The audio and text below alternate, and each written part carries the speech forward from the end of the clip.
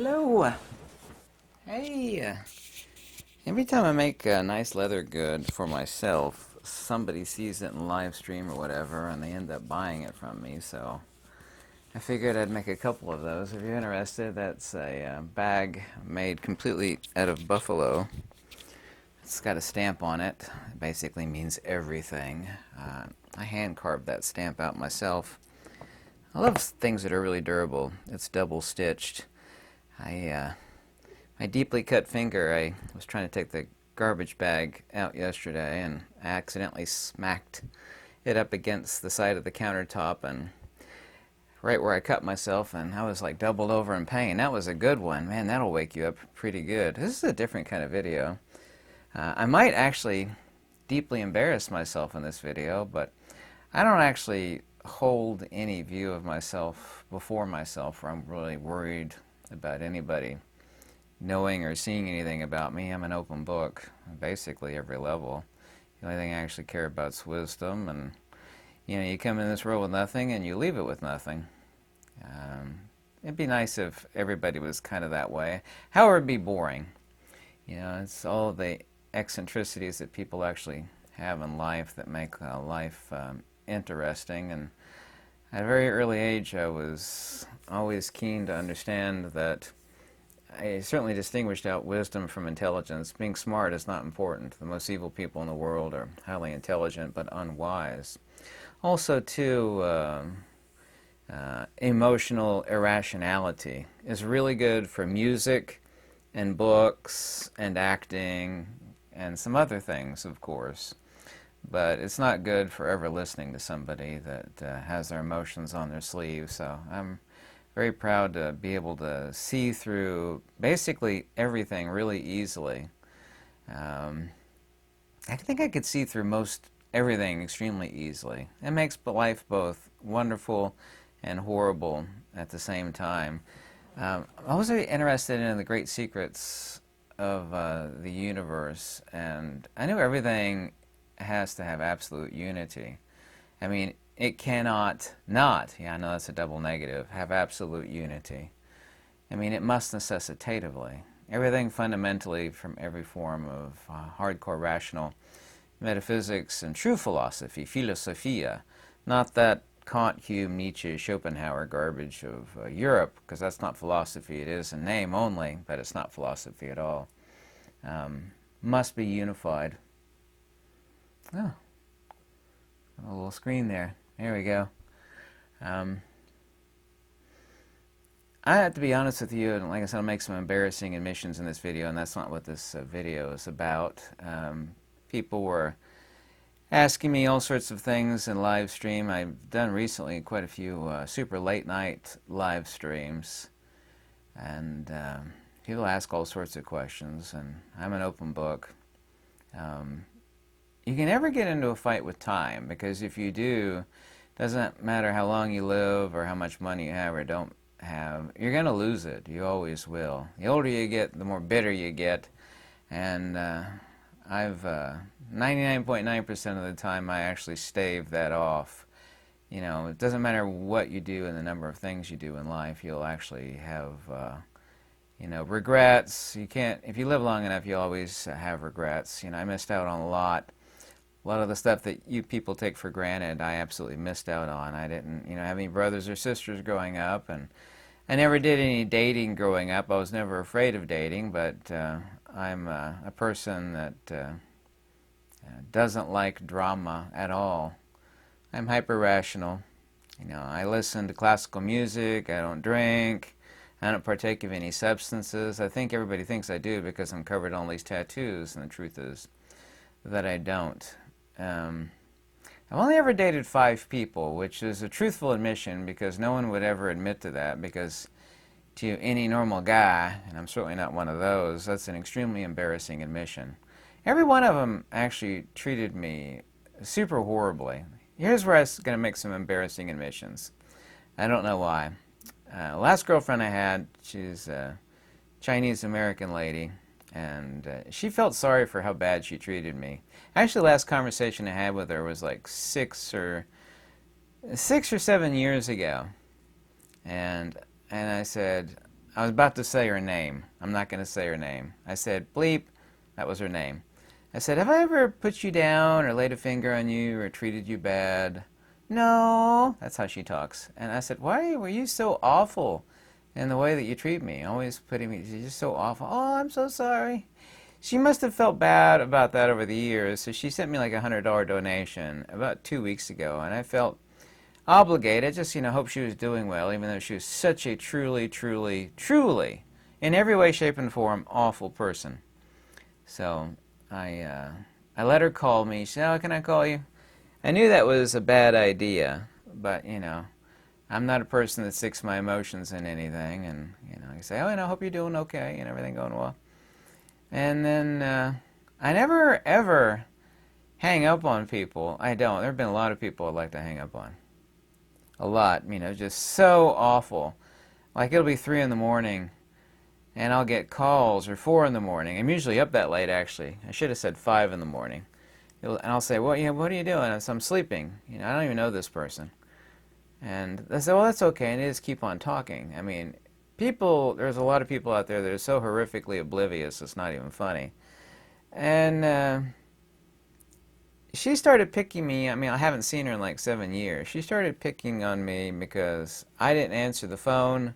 I had a girlfriend like that, a redheaded. I've actually dated 2 redheads. I've only ever dated 5 people, maybe 6. It's either 5 or 6. I dated 2 redheads, though. I'm not picking on redheads, but they were both horrifically, horrifically mean. And she was picking on me for not like dropping the phone when I was talking to someone else on the phone years ago. And she said, oh, you always put me on the back burner. So it's amazing to me that there are people out there that are like that, but I know they're out there like that. Like I said, I haven't seen her in 6 or 7 years, and she started to get angry on the phone because I was like on the phone with somebody else, and she actually once got angry when I don't pack my phone around with me everywhere I go. I do when I go places. And I hate to say that, but I mean, I'll be truthful and honest. I mean, that's just such... I only took the call just to, see how she's doing. I hope she's doing okay. Never want to see her again. She's so awful, and she admits she was awful. And she started getting angry thinking about me not being there right at the drop of a hat, like I was on the phone. I was like, oh, I don't know. I can't talk to you right now. I'm on the phone with somebody else, business-wise and whatnot. And that just made her really, really angry. She kept getting more angry and more angry. Just remembering it. Like I said, I've never ever done anything bad to her, never said anything, put her down. I even asked her, I said, Amy, why are you so awful? I just said her name.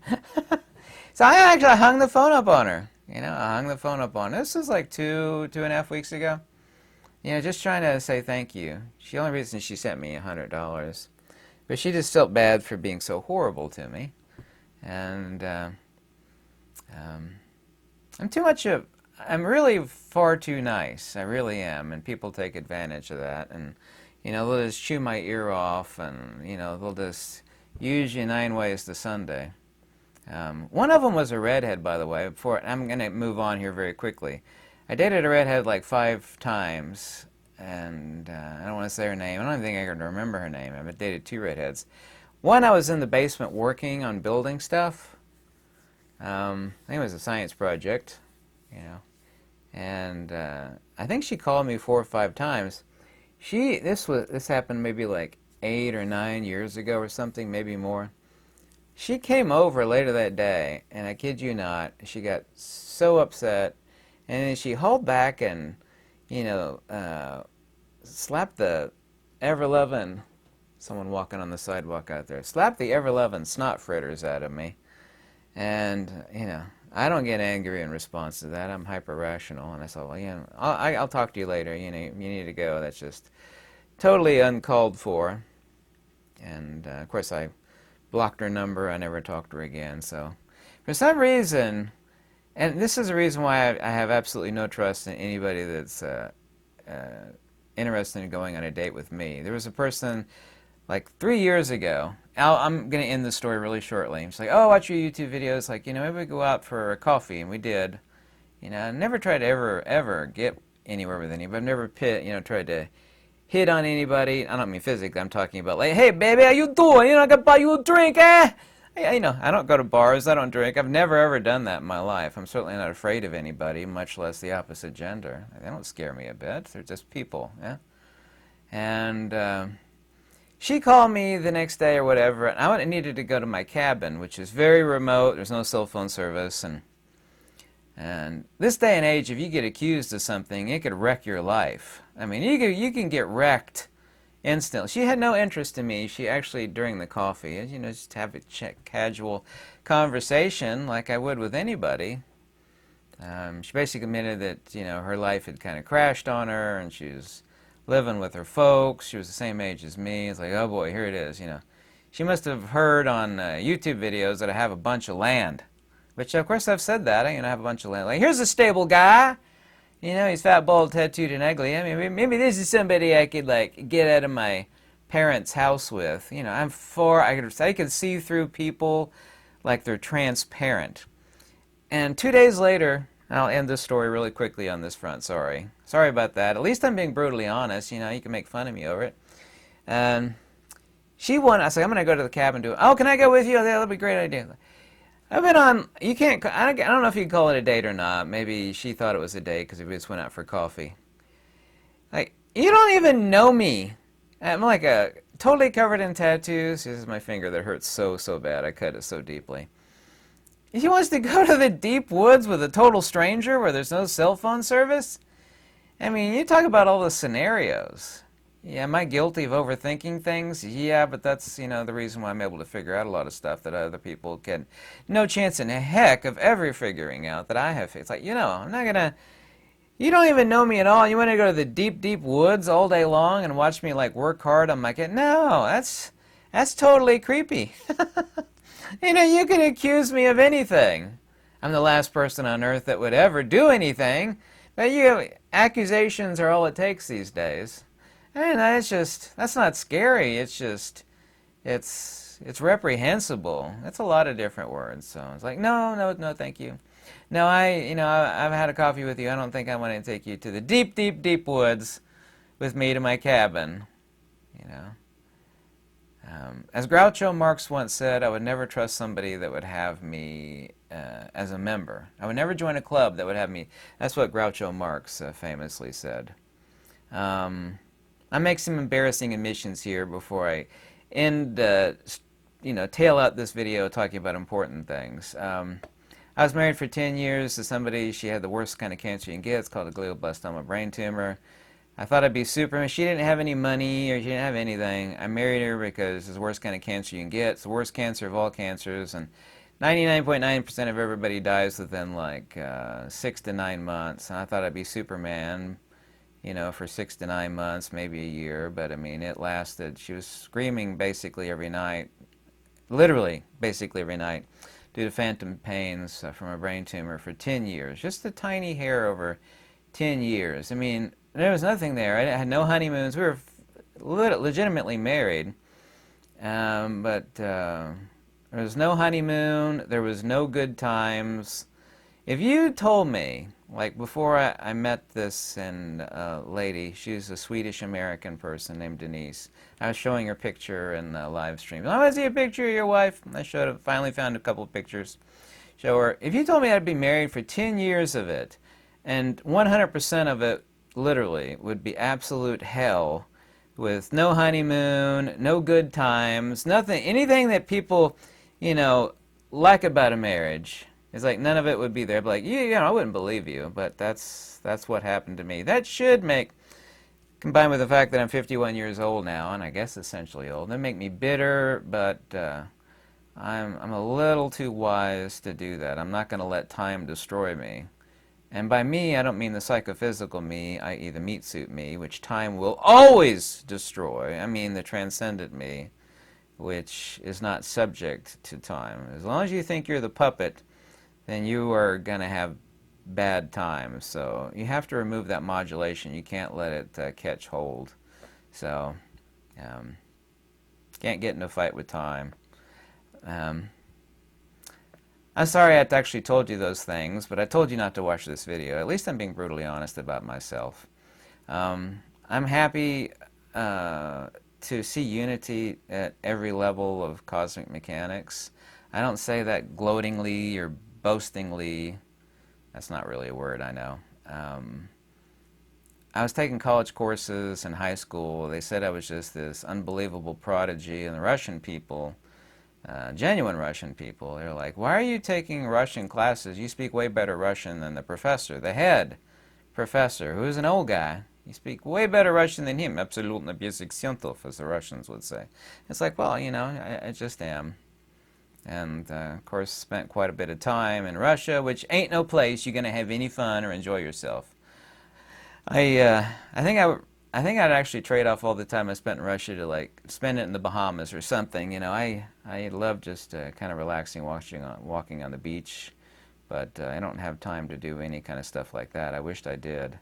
But I'm proud of the fact that I can see unity at every level. One of the downsides, and thankfully I could turn off a lot of mental thought, and that's an important skill that essentially nobody has. But you know, being able to think about 10 things at once very deeply, and by use of the ancient tool which nobody uses anymore, ancient retroduction, and seeing the metaphysical substrate of things. You know, I'm proud of the fact that I'm the first person on earth to see what magnetism is, how it works, why it works.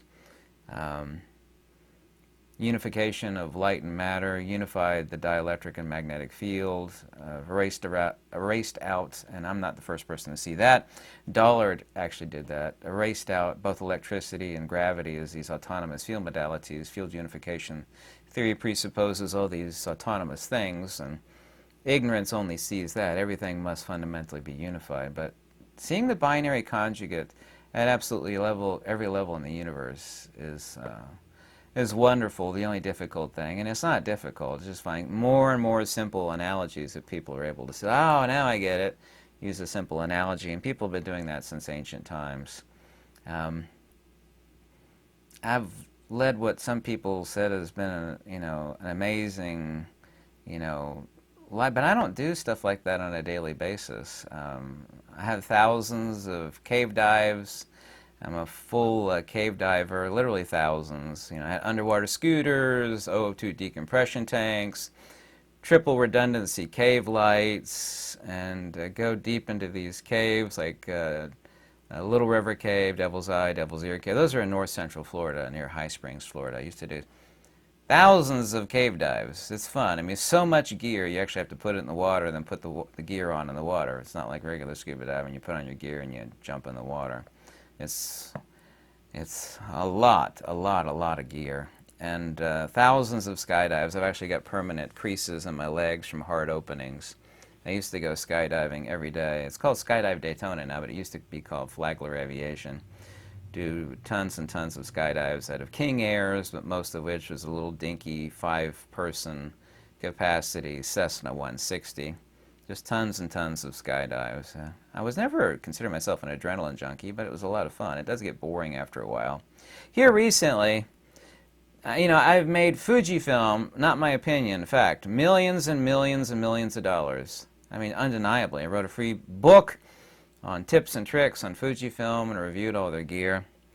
And that company gave me hell. They treated me like a redheaded stepchild. They absolutely did. The president, the head honcho of Fujifilm, sent me an email out of the blue. And he said, oh, I recently had a health scare, and I just wanted to reach out to you because, I'm thinking about you. And he tried to bring me back into the fold. And he said that, all of a sudden he can give me some discounts on some gear. People that are like in the inner sanctum of Fujifilm, they get a discount. It's like, this is a company that absolutely, ran over me and stuck it in reverse and ran over me again. I was the #1 person in the world for reviewing and, selling their GFX series and medium format cameras. And basically, this guy was seeking forgiveness. They might have actually seen that, I don't make any videos about them anymore. I mean, because every form of horrible they did to me, especially since I made them millions and millions. And the only thing I ever asked for was to borrow gear for free. Let me borrow it for a couple weeks so I could talk about it. And a gazillion of viewers attacked me, essentially to the kin of like, how is this guy with like 500 subscribers, reviewing this new medium format camera that's not out yet. How is it that he's got it? We're all waiting for you to review it. And it's like, you know what can I do? I can't wave a magic wand and make it appear. They won't let me borrow it. You can say, well, that's because of your tattoos, and, because of the fact that, you're very, honestly spoken about things. Maybe a little too honest. And all of that's true, but I made that company a lot of money. Literally millions of dollars. And, yeah, they treated me like a redheaded stepchild. I mean, they did every form of dirty to me that I told them, too. I said, listen, last time the new medium format camera came out, you didn't let me borrow it. Just borrow it. I didn't ever ask for any free gear. And that was just it. So I let the guy have it. And he reached out to me. I said, I let him have it. And I have a Fujifilm tattoo, but I actually like the Fujifilm tattoo now more than ever, because what it represents is the best reminder, and I've always known this in my life. It's not like I was oblivious to the fact that every corporation out there is pure evil. I mean, they truly are. They don't give a care about you. No way, shape, or form. I will never, ever work for any company again. It's never going to happen. I don't care if it makes me homeless and begging and eating berries on the side of the road. It's never going to happen again. I hate to say this, but I really mean it in every way, shape, or form. That there is, I never received so much horrible treatment by viewers as I did from the camera or the photography world. I had to give honest reviews without any affiliate links. And like, listen, this is junk, this is good, this is gold, you should buy it. Brutally honest reviews, but there's just a mountain of awful people. It's kind of like if you were to go someplace where you knew awful people were. It's like, why would you be surprised you ran into a bunch of awful people? Not all photography people are that way, but the photographic world is a giant mountain of awful people. I hate to say that. They're not all obviously like that. I'm not stereotyping. It's just a lot of awful. You don't show up at like a hardcore philosophy meetup, for example. I mean real philosophy, and run into dumb people. Yeah, you might run into some unwise, but I mean, you just won't find them there. You just don't, if you want some life advice, never get into anything, whether it be hobby, which turns into a job, and you turn your hobby into a job, and it becomes horrible. Don't ever get into anything where people around that are generally reprehensible.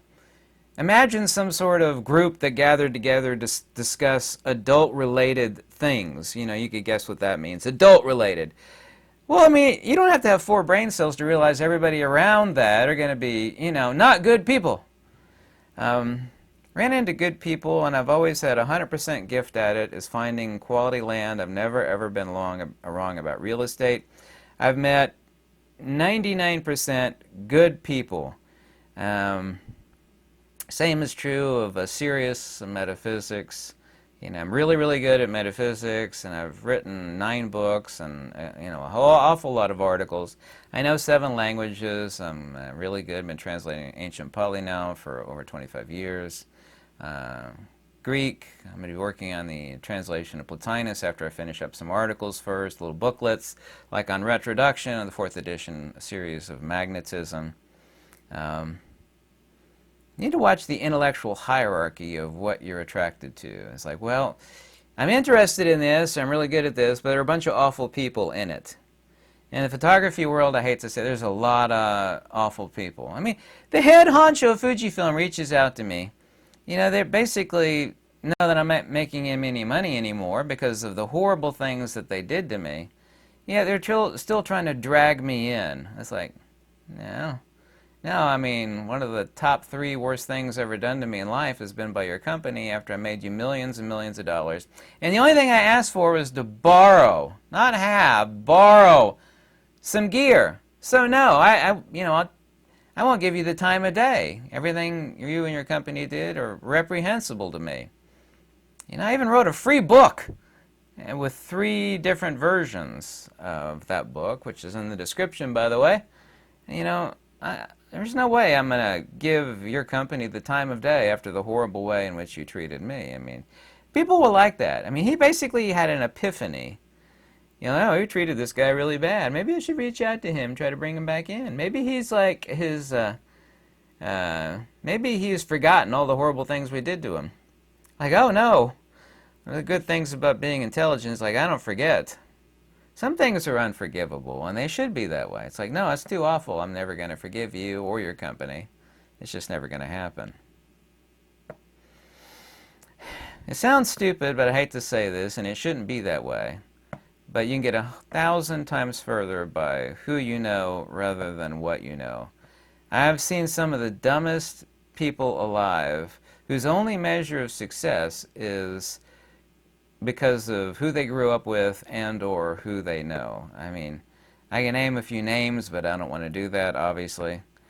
I hate to say this, and it sounds so superficial, but I mean, if you want to get ahead in life, I mean, this is really true. I know some people that have done this. I used to have a Rolex too, by the way, which is an overpriced watch. I tell a young person to get like a used yet snobby car, you know. Like, I can't afford a new one of those. Yeah, but you get a used one, you know. Get a snobby car, like a Rolex Submariner. I hate to say this, it sounds so superficial, but the world, you know, is mostly superficial. Get a snobby car, a Rolex, wearing polos, or, you know, some high-end button-downs. You can even pick that stuff up used at the thrift store and hang out among the wealthy people. You know, there's that old saying, fake it until you make it?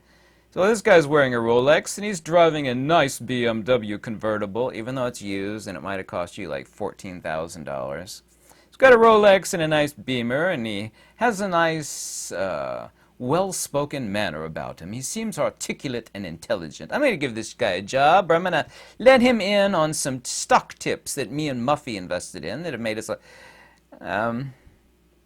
you can get so much further by doing this. Like, you know, you want to invest in something, invest in yourself. I mean, if you look, you show up with all these tattoos, and you're I know I'm covered in tattoos, and you're wearing like, you know, some sort of trash dress, and you're driving, I don't know, a Ford Focus or something like that. Don't take it personally. And a Timex. These people won't give you the time of day.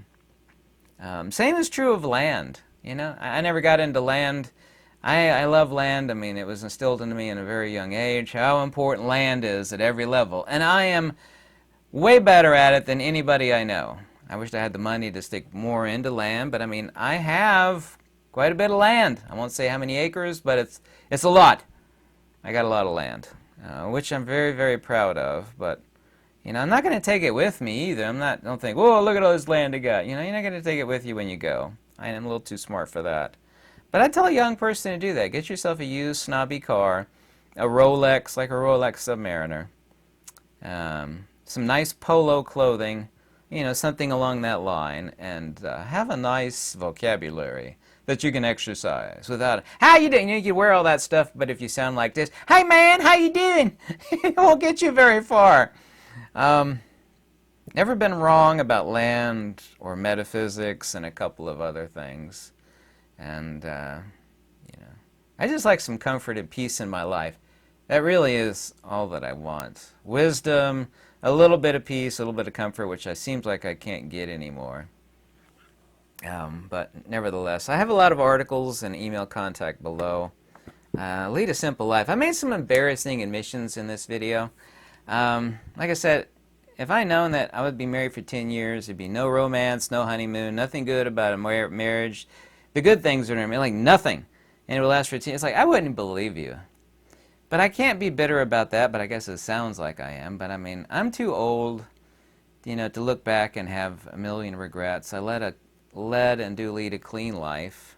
You know I eat too much. I know, like, had a bowl of fruit last night that I shouldn't have eaten. It kind of made me feel bad. Like, I had bananas and some kiwis. And like, you shouldn't have eaten that. I'm on a diet. Yeah, I know. I was weak and exhausted. I wanted a bowl of fruit. I mean, you know, that's the fringe of, you know, what I get into is, you know, bowl of fruit. You shouldn't have eaten that. You're too fat. You're on a diet. I'm like, I know. But I'm just a simple person. Like I said, I got over 8,000 videos on YouTube, and I just lead a simple life. I'm a translator, an author, a metaphysician, person principally interested in wisdom. And I try to stay away from all the drama in life. You know, I don't confuse wisdom and intelligence. I kind of got cut off during the last bit. I kind of went over on this video and the prior one, so I had to redo the last bit of this. I'll edit that out. No, I won't. I never edit anything out. I just wanted to say thanks for anybody and everybody that I talk to. I read every comment. I do a lot of live streams, or every Wednesday, Friday, Sunday night, 9 p.m. Eastern Standard Time. And things are getting tough out there. I know it, you know it. My eyes are peeled. I watch everything. I don't remain oblivious to anything around me.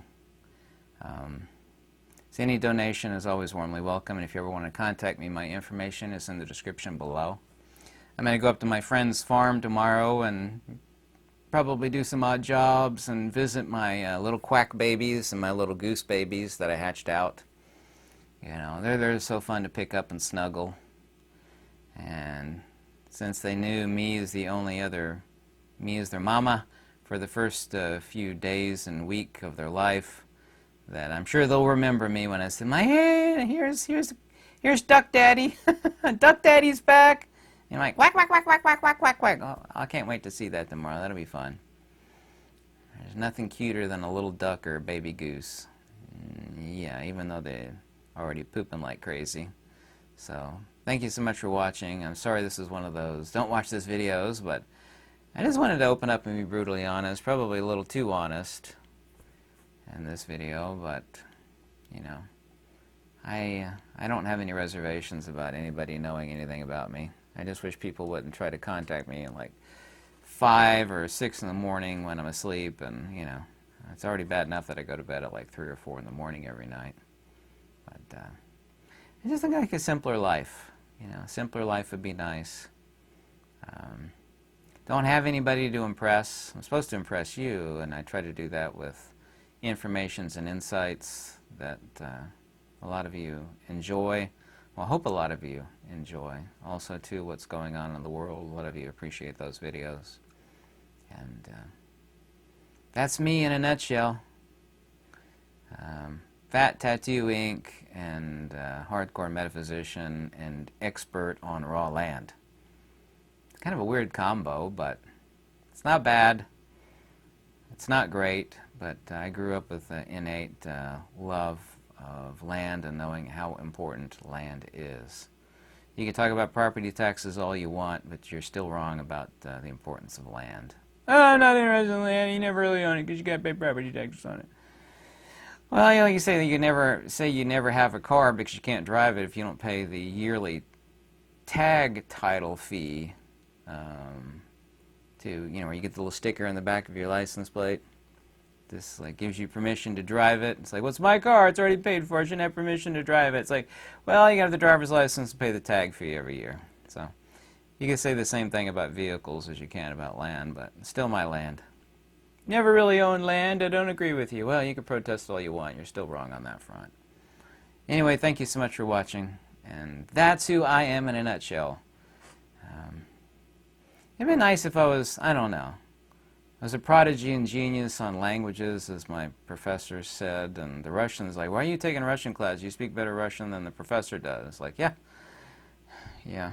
I blended in really well, except for the fact that I look like a fat American.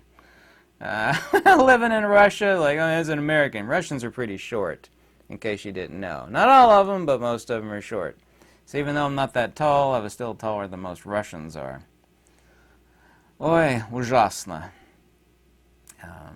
If I could change things, I think I would have spent all the time in Russia and the Bahamas. And if I'd known that I'd been through 10 years of absolute hell and misery with a wife with, you know, no pluses, it was absolute hell for the both. It was like I would have avoided that if at all possible. But her mother and her evil sister wanted to lock her in a care facility and throw away the key, and I just thought, well, she's only got 6 to 9 months to live, as every doctor says. Like, this is the worst cancer you can get. Nobody makes it past a year, essentially. Like, well, and I could be a hero for a year, but 1 year turned into 2, turned into 3, turned into 10. It was just absolute hell for all parties involved. But That's life. The only thing you're guaranteed in life is death, taxes, and suffering, so nothing to complain about there, I guess. That's just the way it is. Thank you so much for watching. Lux